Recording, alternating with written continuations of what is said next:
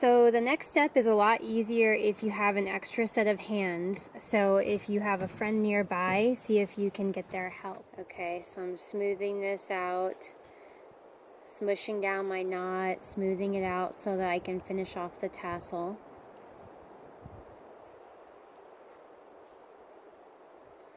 And now I'm going to get some help on tying off this tassel. So one person needs to hold the mala, and then actually that same person needs to hold the mala and the tassel so that I can go in and tie it. Thanks, honey. My husband is assisting us today. So there's an extra piece of thread in your kit, and so this thread you're going to go ahead and start wrapping around.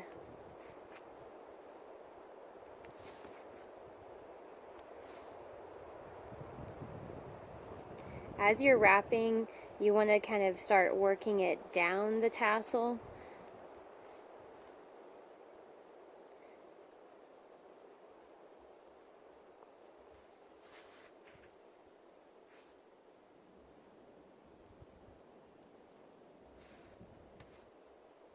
You can also hold one stationary and start wrapping it around.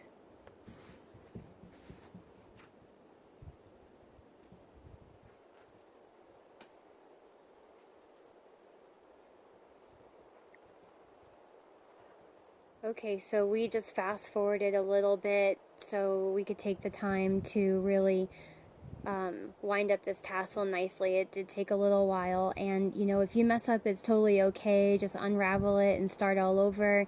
If you run out of thread, you can always reach out for extra thread as well, and I can send that to you. So but now here's how to finish off the wrapping of your tassel. So you're going to take your two legs of thread and cross them over to make a knot. So I'm going to go once, and then I'm going to go again.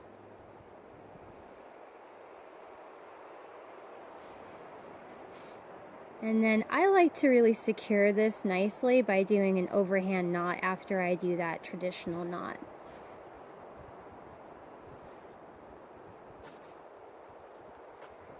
And this is important, so I want this knot to finish up close to the tassel, nice and tight. So I'm going to keep my finger here and hold it on to where that knot is as I pull the threads through. Now it's nice and tight, and I can take the legs of the tassel and pull them apart.